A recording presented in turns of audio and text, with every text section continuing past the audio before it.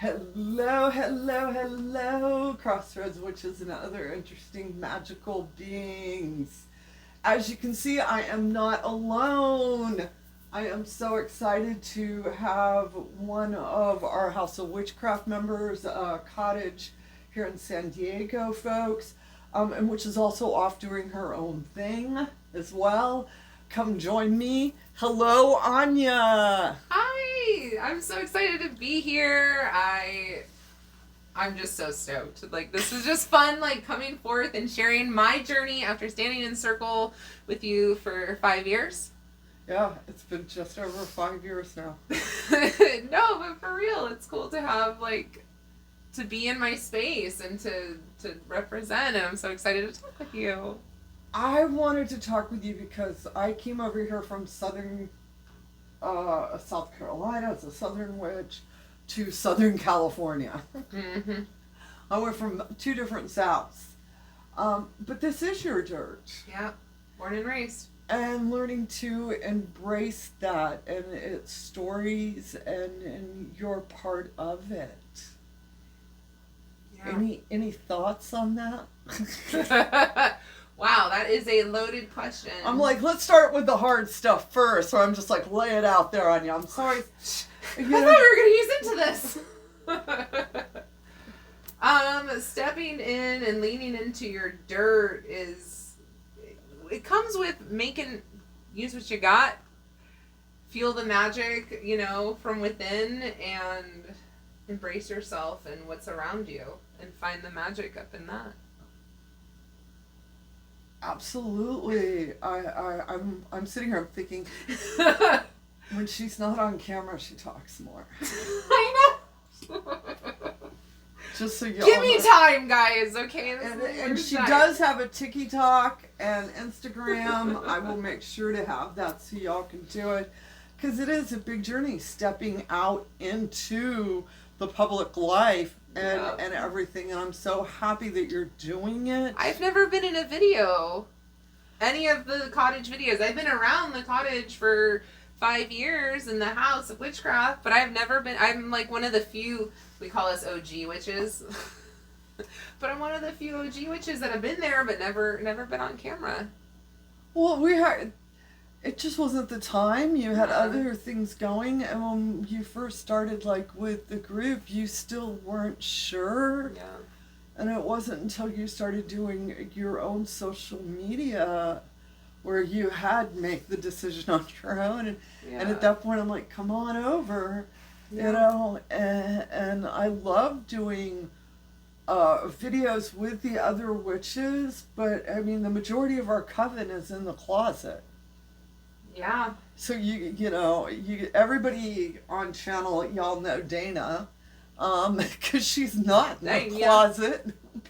And she's been popping out of my videos, and I have a couple of other witches that pop in and out, but they're not worried about that and everything, and so they're able to get up on to social media, onto YouTube. And I think a lot of folks have to remember that a lot of our community is in the closet. Well, yes, absolutely. And I think also part of my mission is, as somebody who kind of has been even on the crossroads of, like, really being like, yeah, I'm a witch.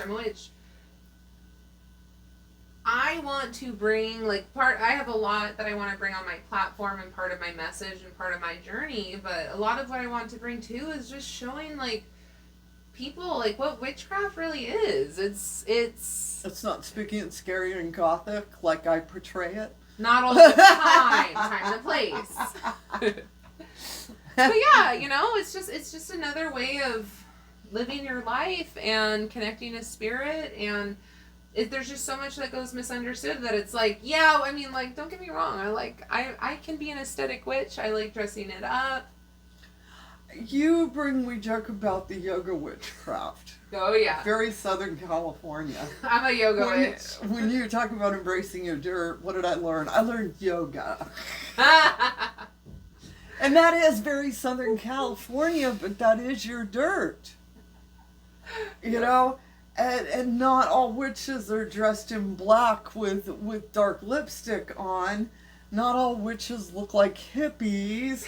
You know, I think we have these stereotypical images. And realizing that witches come in all flavors. Yeah. And for, you know, especially here at the house, it's about, you know, celebrating our differences, respecting our differences, but at the same time still coming together. Yeah. It's like we have a common denominator that draws us in. Yeah. A common core set of beliefs, like almost unspoken. Like sometimes we speak some of our beliefs out loud. It's like, yeah, I already know that. Why are we having this conversation? But it's like, well, you know, but it's like that unspoken bond. It's that level of respect to among each other, to the world, you know, like a greater mission. And that's, you know, I do joke and say I'm a yoga witch, but also for me, yoga and witchcraft somehow, in not so strange of ways, those two married exactly what I needed in my life. Right. To really step into my power, into my personal practice, and also making sense of it, because sometimes, you know, as people who are in the closet or just unsure of things, it's almost like you need sometimes like that extra push, and for some reason, like that yoga just brought me into it because it connected me with breath, and there was just so many parallels too.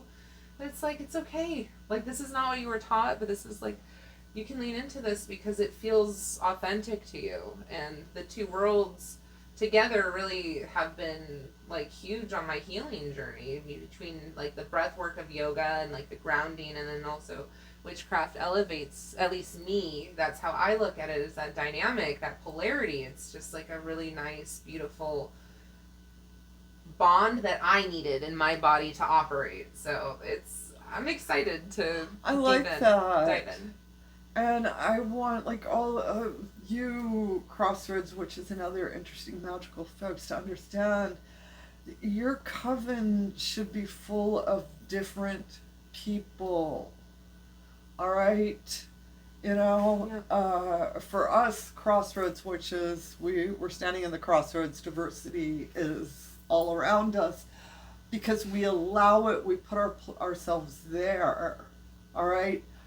I joked earlier that my goth witch self aesthetic, all right, is in no way threatened by yoga witch and her bright sparkly self that shows up. I love it.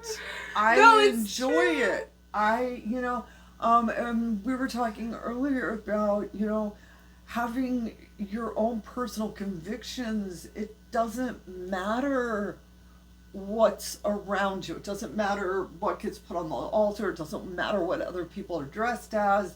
When you know who you are, then you're good. And, you know, you should be part, if you are looking to join a group, it should be a group that's got all these individual flavors where the individuality is represented, but at the same time, you said these common core beliefs that we have, and we do have commonalities, you know, and we focus on those commonalities, and we have good playground rules. Yeah. You know, our any good coven should have a good set of bylaws, a good set of moral code of conduct. Right, code of conduct. It needs to be written down. And it does, but where this is what we will not tolerate, you know. Yeah. And especially like for us with the House of Witchcraft as a, you know, mafia, alphabet mafia. Yeah. Queer-friendly, embracing space. Where we have both who are members and both who are allies, we need to write down that we are allies. That we are allies. Yes. We do not tolerate bad behavior. That when we say diversity, we mean diversity. Yeah, including BLM, including... We're inclusive. Yes. And that we, you know, we won't tolerate anything less than. No hatred. And that's also, I think, for folks in general, because I know a lot of folks get fascinated with the idea of our coven, where they do get to see members come out and chat with me. They're like, oh, it's another coven member. These witches. How we operate is with this code of conduct.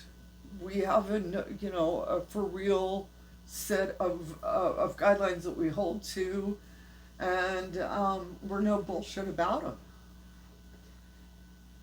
I mean, pretty much. And the ones... I mean, I've asked someone to leave before where I'm like, no bullshit. No. You have to leave now.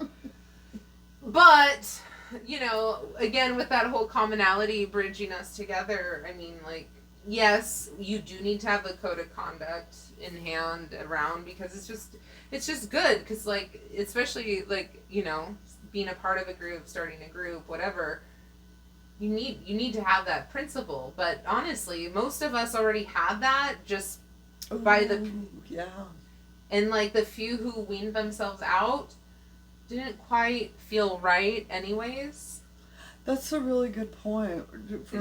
We can only speak within our coven, first of all, with the folks that we've had around us. The ones in which, like you're saying, the ones in which end up really leaning in are the ones in which already have a strong moral compass, already have a strong code of ethics. They know what they're looking for, so to speak, but at the same time, they really don't know, so I don't want to say that.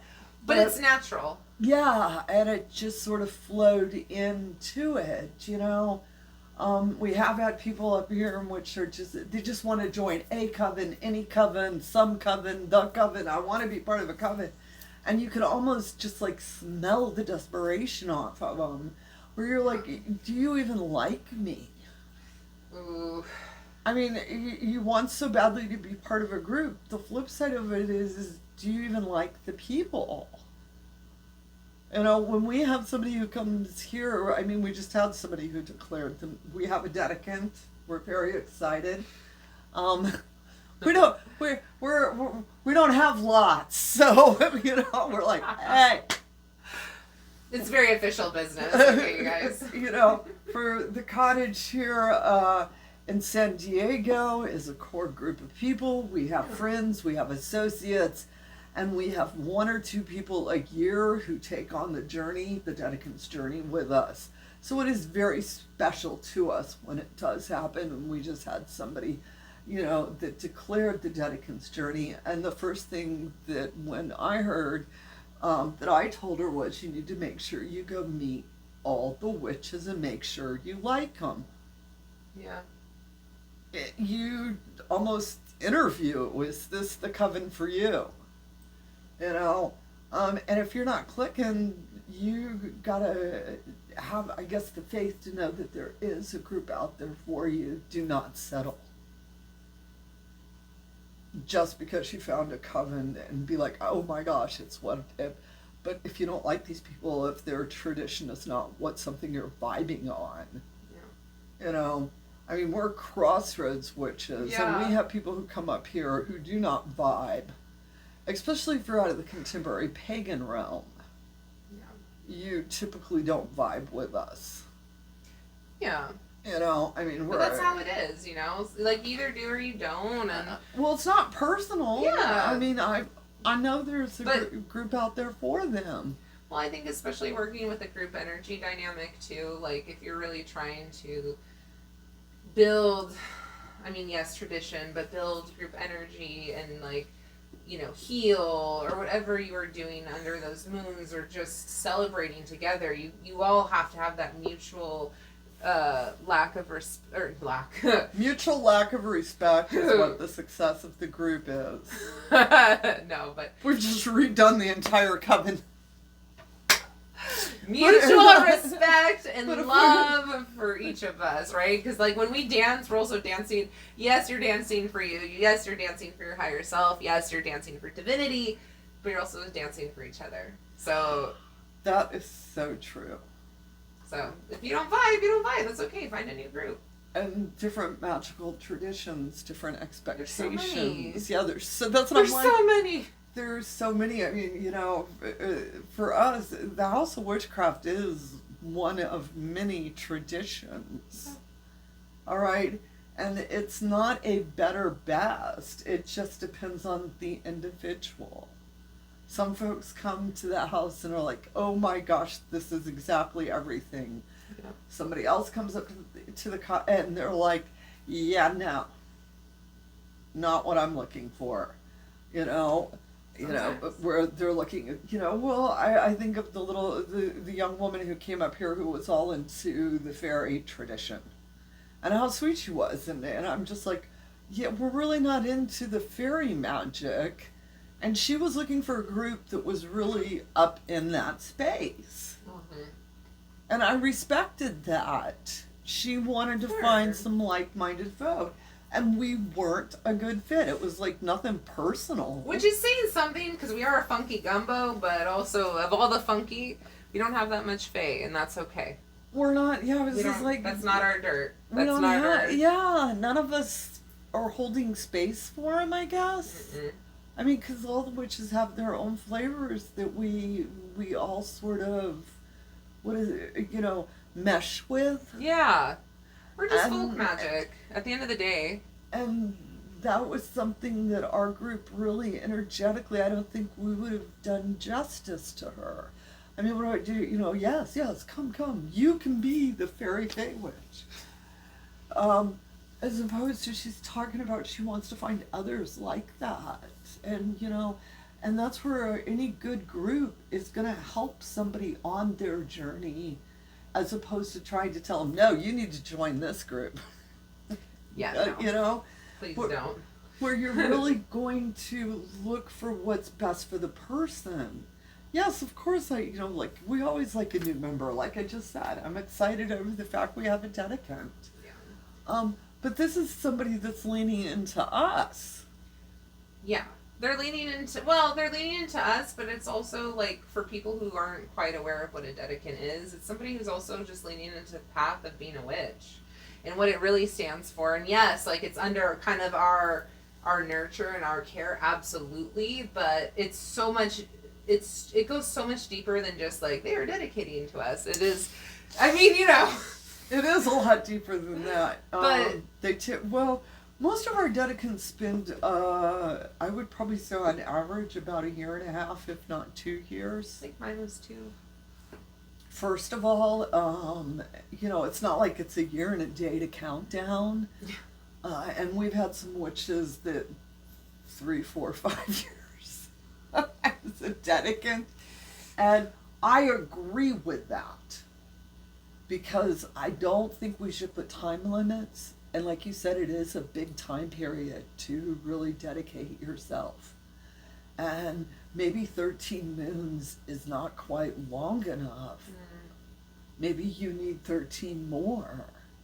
And to allow that to happen to this, it was, the Wiccan degree system of 1 year and a day, I think did a really deep disservice to the magic community at large.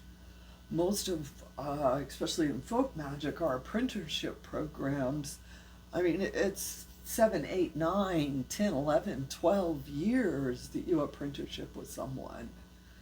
There's no, in 3 years you have 3 degrees and now you're capable of something. Well, yeah, and I think that's, it's important to, I think with like the whole Wicca thing and everything, what I like about this path as someone who was leaning into like Wicca, because I didn't know any better, but it didn't quite resonate, is it's more about, it's ultimately about you and your journey. You and your journey, not, 1 year and a day is, because that's when you said it's done. Like, as far as I'm concerned, if I want to put, as far as my faith goes, if I put a candle right here and say this is leading north, that's north to me right now, and it's okay. I don't need to get out my compass. And you'll be like, listen, this is how it looks. I've done that too. Just so y'all know, because I'm like, I'm just going to set it up according to how it feels right to me right now. Yeah. With that, and that's that folk magic side of things where we very much are about using ourselves, our intuition, being in the moment, using what we have, keeping it simple. Yes. Not overcomplicating it, those type things where the folk magic realm, for some people that makes sense. And like we were talking earlier, where some folks are all up in high magic, cultism, the magicians of us, they love that ritual. We need to give space to everyone. Absolutely. That's what it comes down, and that's why I was so happy to have you come out and be like, oh, I'm into a video. Because I was like, yeah, we're almost polar opposites in some regards, but in other ways, we are so similar. I'm just laughing because earlier off camera, I'm the happy among the happy dark witches. But even with that... She's the love and light among us. We're all just sitting there like, bleh. I'm like, love you and guys. And Anya's like, hey, we're happy. But I've journeyed with them for 5 years, and they've journeyed with me too, and I've learned so much from this group, and I hope they've learned something from me. Oh, and absolutely. And that's the beauty of it, though, because we have the underlying factor of who we are at our core. Without it's just that energetic, almost like. Well, we also, just so y'all know, just a little, is that we do go to drumming together. Yeah, and again, where we talk about differences and commonalities, we do have differences. I like to go up into the graveyards. She likes to go to yoga studios. She's not lying. We know where each other's gonna be. You know, I'm like, I know, but I'm respecting and understanding that's your happy place, and she respects and understands where my happy place. But at the same time, we have these commonalities. We both like to drum, and so we go up to the cultural center and bang on our drums together. Because we listen to the spirit of the earth. And you know that you can sit in space with folks that are different. You were talking earlier, you know, we have Christian witches who put Jesus on their altar. And, you know, I'm like, I'm completely fine with Jesus. If you want to put Jesus on the altar, put him on the altar. If you have a relationship and you feel that that needs to be in space.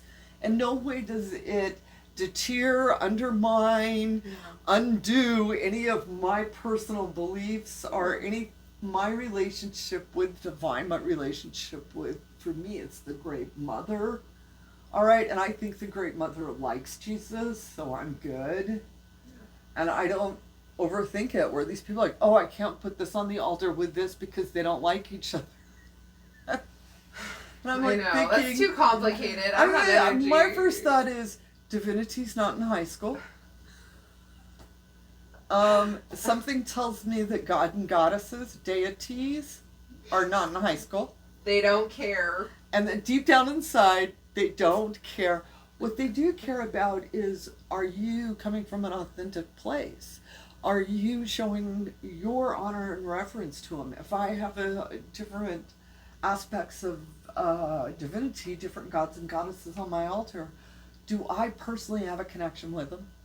Am I feeding that space? Am I giving proper reverence? It'll just feel right. And if I'm doing that, then my attitude is I can have as many as, you know, Spirit in the Head says.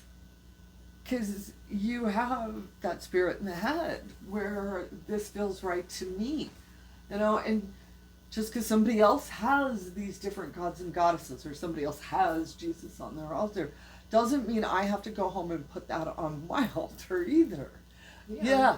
And that's why I think people are like, oh, we have this. And I'm like, well, it's his altar. He can put whatever he wants on it. No, and it's true. And the altar, or in your energy, I should say, is ever evolving. We were just talking about that on the car ride up. And, like, the reason even why we're talking about this is randomly, just through whatever process of life, Jesus ended up on my altar. And I'm like, you know what? I grew up Catholic, and I, like, I stepped away from the church, hadn't been in one for 15 years, and then when I went to Italy, I connected with that Divine Mother energy, and randomly went to church a week ago to support someone, and I'm like, you know what? I needed a little bit of that Christ energy in my life, and I'm so glad he's up there, versus like, well, I'm not Catholic anymore, so he is off limits. It's like, that's a really beautiful entity to connect to. Whatever right, calls to you, they will Jesus sit isn't together. Catholic. Fair. I don't want to, I know for some of you, I'm like, just so y'all know, he's not Catholic. He, that is an entity that's, like I said, it does not matter if you have a belief that he was a historical actual figure or if you believe he was a mythology figure. Yeah. All right? Because I'm going to tell you why it don't matter. Lots and lots, millions of people believe in him. So whether he existed or not, they have created that energy. All right? So is Jesus real? Yes, he is to a lot of folks who pray and put energy into it. And if that energy is calling to you, all right, where you're feeling like you said you needed a little bit of that energy up on the altar, and if you have ancestral connections that are very strong to Jesus, I mean, my grandma loved Jesus. That was, her go-to was, and Jesus. So there are times where I will see a statue of Jesus and my thought is, grandma would like that statue. Mm-hmm. And it's very comforting. All right, it's not for me to get up into the academia of Jesus. Like I said, whether he existed or didn't exist doesn't matter. What does matter is people do believe right now, and through that belief, that energy has created something. Whatever you want to call something. And but that's belief, and that's belief, and that's faith, and that's... And, that within our own personal beliefs, our own personal family connections, our personal to dirts, if you're called to put him on the altar, you put him on your altar, all right? And I think Jesus would be very pleased with all the other gods and goddesses, Yeah, he just sat there and was chilling. I don't think where we get in these weird conflicts of you can't put this goddess beside this goddess, they don't like each other. And I'm like, really,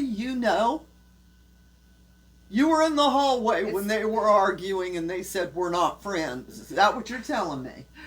It's not about knowing, it's about feeling.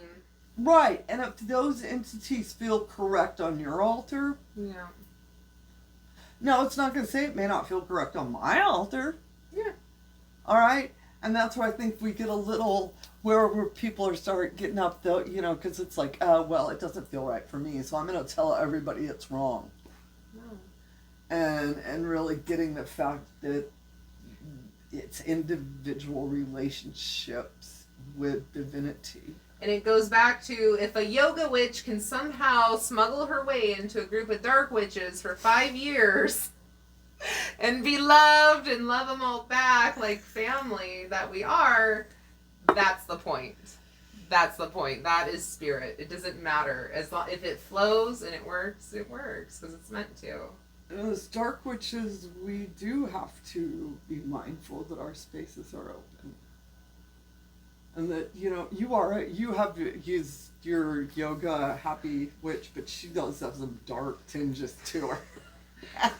I'm like, she's a dark witch, y'all. She's just trying to spaz. But the allowing different flavors of dark witches, different flavors of folk witches, different flavors of any type of witch, letting those people have that space, and yes. really celebrating the differences. Mm-hmm. I don't have to ever be like you. You don't have to ever be like me. But we can still dance in around the bonfire together. Yes, but also sometimes, for me, a component of my life I was missing is that I didn't know how to truly lean into the dark and be a balanced person until I came among this group. So celebrate your differences, but also you'd be surprised at the similarities. I like that because it is the one thing I like within a coven is that we are all teaching each other. Oh gosh, yeah. I've journeyed with all of them.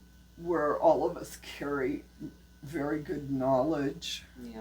And all of us are also good students. where Will and I often talk about you don't have to be the smartest witch in the room. You just sit beside them. That's what you gotta do. I'm like, I don't have to know that. I just have to go find a witch who does. I mean, I have my little niches that I know a lot about. I have my interests. You have your things, And there are other areas where somebody will walk up and you're like, yeah, I don't know nothing about that. And that's okay. I don't have to. Yeah. I will never be a star witch. Astrology, never going to be my thing. All right? I've got a base knowledge. I can read my horoscope. But I am smart enough to go sit beside a star witch. They're smart. And listen. And I've learned so much cool stuff, from them and everything, knowing that I don't have to know it all. I can sit and listen to her for the evening and explain the stars and go through a beautiful workshop. And I have learned a couple of little things, but I will never be the witch that gives the workshop on astrology. Yeah.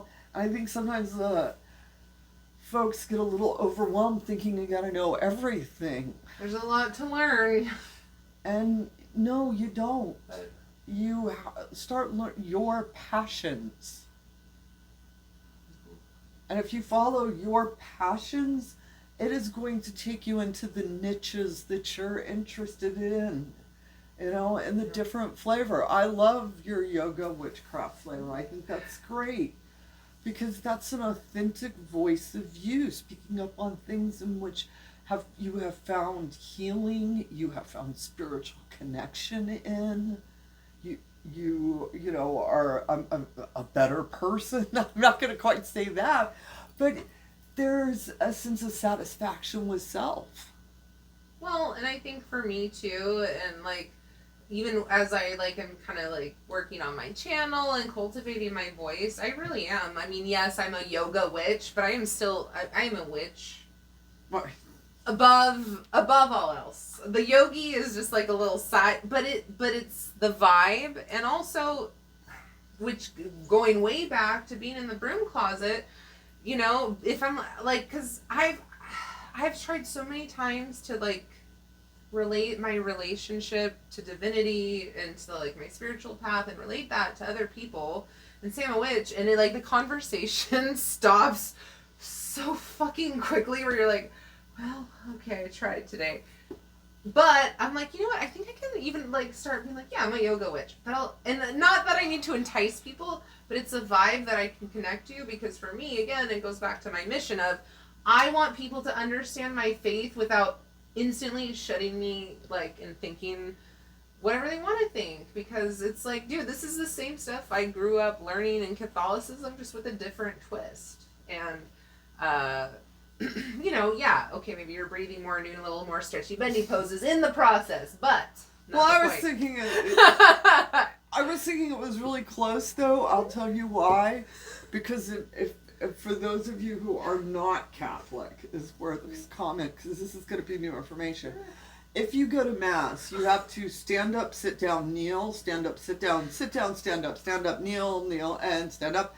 And at some point, I felt like I was reaching yoga positions. Where and then turn around, peace be with you. Yes. I've definitely done that.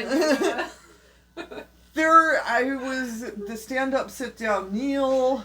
At some point I'm kneeling, and then I'm standing. No, sit back down. No, you have to kneel.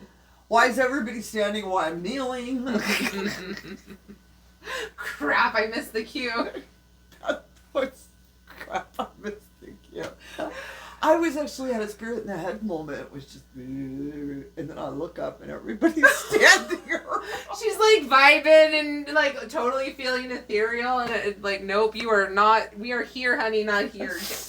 And I can't remember. We have a schedule. We're Catholic. Oh my God, truer words. That's the one thing Mass is on schedule, babe. We have a schedule. We are not going to be interrupted. Talk about timelines. I mean, and that was, for me, coming out of the Baptist realm, Southern Baptist realm and everything, because I mean, somebody will potentially walk into the sanctuary with, y'all, I got something to say. And then that's the, like...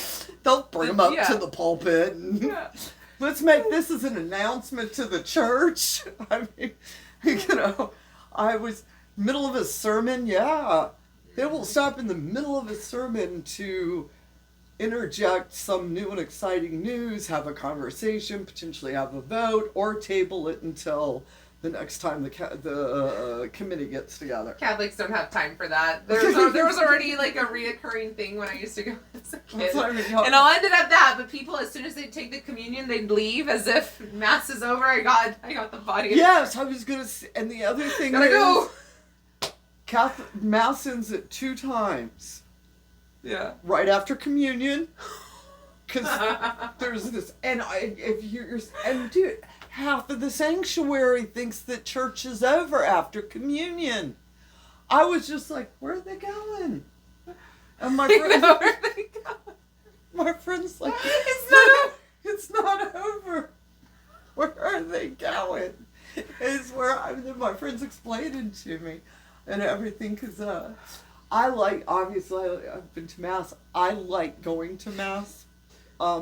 I love the cathedrals and especially going to a high Mass, and I just hit the space. It's a beautiful space for me. Like you were saying, talking about Jesus on your altar, me sitting in a cathedral listening to Mass feels good.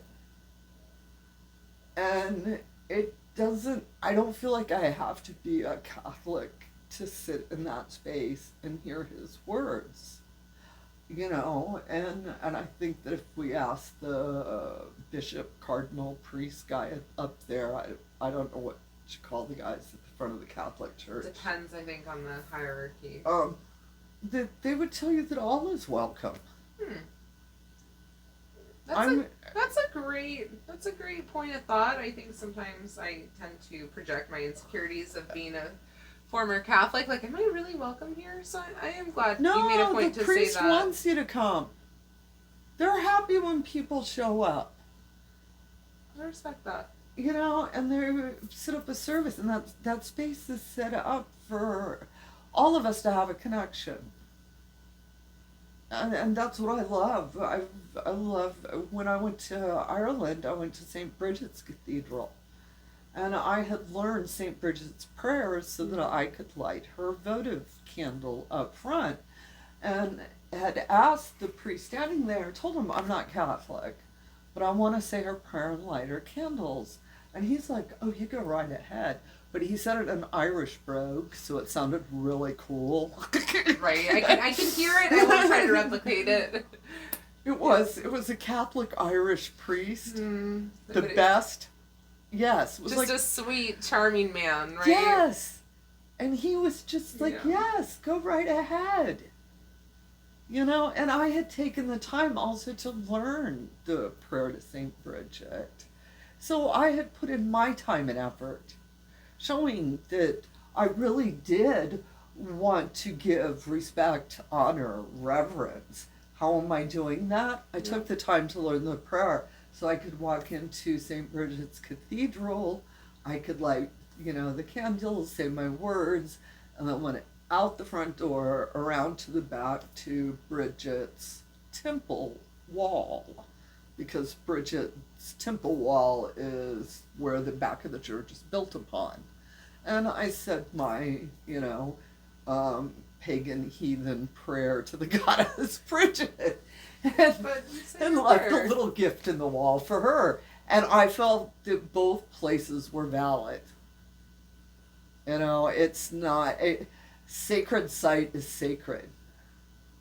And what you do with that sacred site and that sacred energy. And some of us have come out of the Abrahamic traditions and have had an experience with a church, a organization, but that does not the entirety of. All right? I mean, like I said earlier, I'm Southern Baptist. I mean, come on. You don't want to know the dirty laundry in our neighborhood. Honey, we got it all. We got the words you can't say on YouTube. With as far as, who's the real pedophile. It's a Baptist minister, it seems. But that is that minister. All right, that church, that sanctuary is still a sacred blessed site. I mean, he is an abomination who is defiling the space, but it can't take away, or at least this is how I'm giving y'all one witch's opinion, how I walk around this world, is understanding that people do evil, spaces don't. All right. Beautifully put. And so I can go to a cathedral. It is a beautiful place. I can go to a Jewish temple. I can go, to a stupa with the Buddhist, Tibetan Buddhists, ring my bells. Yeah. I love ringing bells too. That's a whole other subject. But all of these spaces are sacred. Yep. That's part of what makes a Crossroads witch. People are like, what's a Crossroads witch?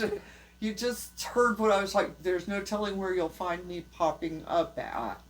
I'm in all those spaces because I choose to see the sanctity of the space, to experience it. To experience it. We don't give that enough credit, though. You don't know until you stood in the middle of it. Yeah. And that's where what did I tell you earlier? Witchcraft is best expressed through ritual and magic. Sounds real. What it really means is put the book down, stop reading. Do it. Do it. Feel it. Yes. Live it. Yes, go do the ritual. Go experience these places, And when you have the opportunity to sit around people that are different than you, do it. You have the opportunity if you're so lucky. Yes, that is so true. And I think we have sat here and chit-chatted on so y'all can get a flavor of Anya. We will have updates. She's got some projects coming up here. Yes. That we are all very excited about, and we will be updating you. Of course, if you have watched till the very end, that means you probably like us a lot. And to let you know that we will be at Mystic South in Atlanta, Georgia, in July. We have a hospitality suite, the House of Witchcraft. It's going to get lit. We have a budget donated for alcohol. I don't know if I'm allowed to say that. No, I can't say that out loud. Y'all didn't hear that. We do have a hospitality suite, House of Witchcraft, in which several members of our organization are going to be there. Anya is going to be there. Obviously, I'm going to be there. And so please come. MysticSouth.com, Atlanta, Georgia. It is a conference. It is all-day classes. And at night, good parties, socialization, sitting in a corner chit-chatting with someone interested. And with that said, I'm going to say thank you, Anya. Like I said, we'll have her back up here, which is... I'll be back soon. Please follow me on TikTok. That's my primary information witchy hub right now. But it's just The Season of Anya. I have a website, theseasonofanya.com, whatever. But if you could follow me on TikTok and just honestly, legit hit that like button, because sometimes I come up with stuff and I'm like, am I rambling? Nah, I'm going to keep going. So your support would mean the world to me, and then that way we have something cool to talk about at Mystic South. So. Oh, there you go. I love it. All right, witches, get out there, fly those brooms, have a bright, blessed day, and as always, amen, blessed be, ashe, and a bobo.